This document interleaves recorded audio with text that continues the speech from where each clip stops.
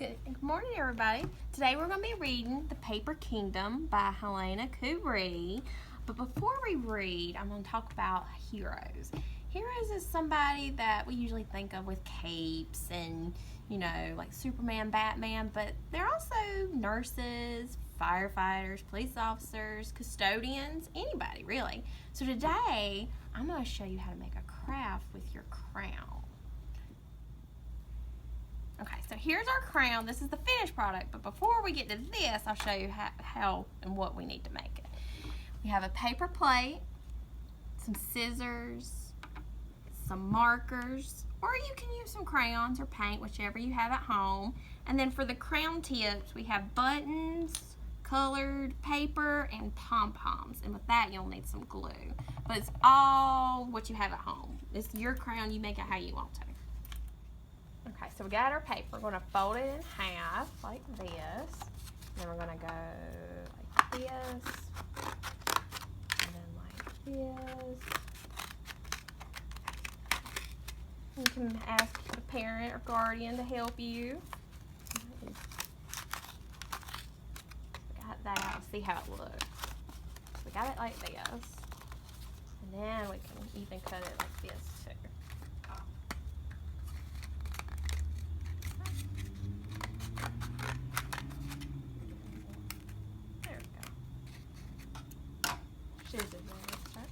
Here we go. And if it looks like this, it's okay. Got these.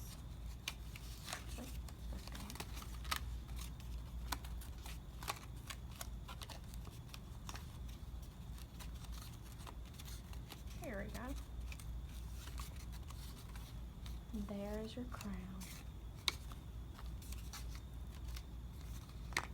Now you can decorate.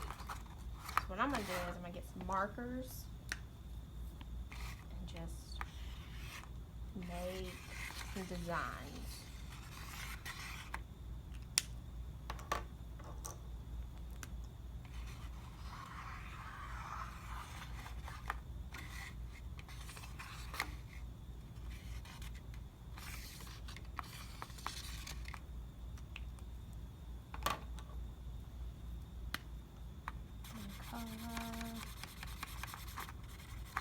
And I'd love to see y'all's pictures of these. So send in some pictures. I'm gonna do this.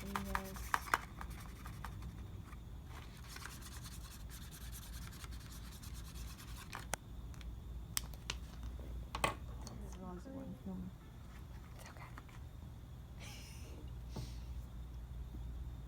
So we're gonna take some glue and glue on some buttons and all the other stuff. We're gonna glue it.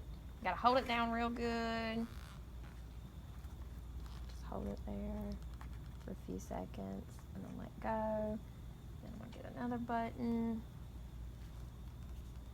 And you can use anything you want. If you see something at the house and you want to use it as the parent, it's okay, and then you can do that.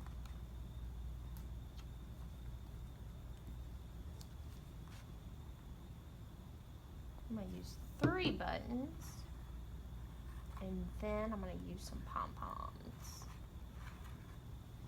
Okay, so like yellow. Glue the pom-pom. And here we go. Kind of hold it. Do one more pom-pom to a blue one. And then put it right here, and then just hold. And it might take a little bit to dry. Okay, and I'm going to get some of these colored pieces of paper.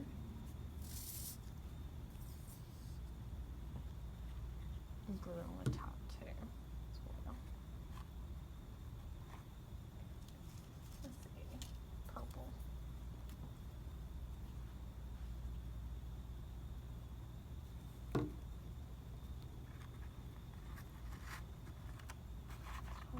There, and then one more.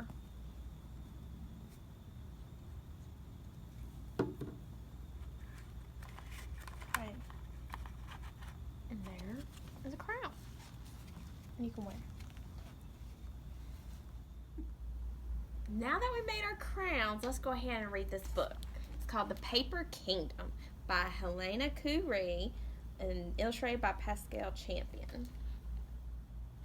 The Paper Kingdom. Mama and Papa were night janitors. While they got ready for work, Daniel got ready for sleep. Tonight he was so very tired. He snuggled in his bed in a corner of the apartment. Suddenly, bring! Mama answered the phone. Oh, I see. That's okay. She walked over to Daniel. You have to come with us, little bug. Too sleepy, Mama. I'll wait for Auntie Clara. That was Clara. She can't come tonight. Can I stay upstairs with Dwayne's family? No, we asked them for too many favors, Papa said. Then I'll stay here by myself. I'll be good. Papa shook his head and helped Daniel change out of his pajamas. Their old car sputtered as they drove to Mama and Papa's work downtown. The big glass building always looked angry. It seemed to say, "Stay out." "Can't I just sleep in the car?" Daniel asked. But Mama and Papa said no. They hurried Daniel inside and waved at Sam, the security guard. "Hello, Daniel," said Sam. "Wow, you've grown. Soon you'll be as tall as me." Daniel doubted he'd grow to be a giant like Sam. "I won't tell anyone he's here," Sam winked at Mama and Papa. "Thank you, Sam," Papa said as they got in the elevator. Daniel was so tired he felt like crying. "When can we leave?" Mama and Papa didn't answer. From a big closet they got brooms, mops, sprays, vacuums, and buckets. So many tools. Daniel sneezed. "Well, why is that stuff so dirty?" "Because they keep the kingdom clean," said Mama. Daniel was confused. "What kingdom?"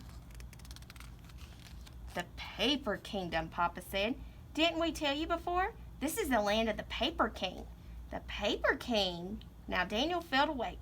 "How can I never saw him? Where is he?"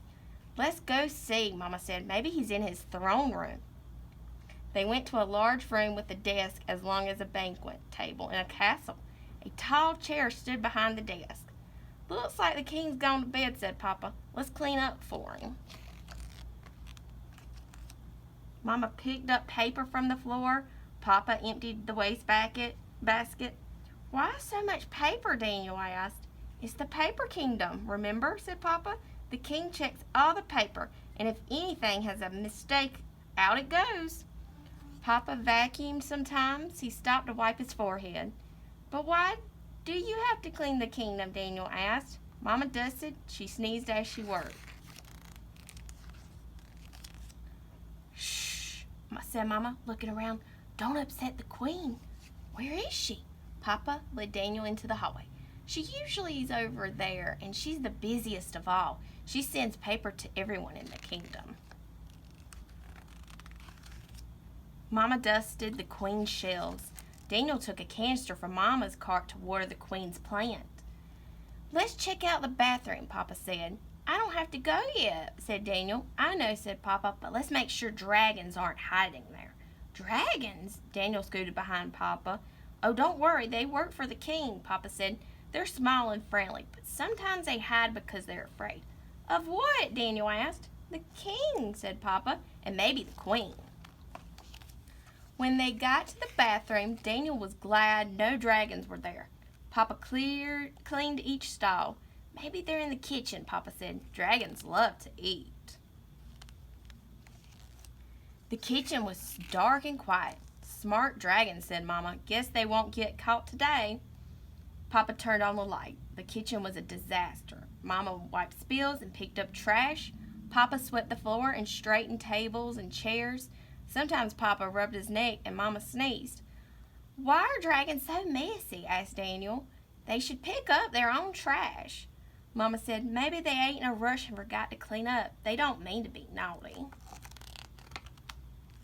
"But why do you have to clean it all? It made Daniel hurt inside to see Mama and Papa clean such a big mess by themselves. "Not fair. I'm going to yell at the dragons." He angrily threw a banana peel in the trash. "No, little bug, only the king can yell at dragons," Mama said. "You know what that means." Daniel shrugged. Someday you'll have to be king, Papa smiled. Then you can sit in the throne room and tell the dragons to be nice and neat. Daniel liked the sound of that. Can I see the throne room again?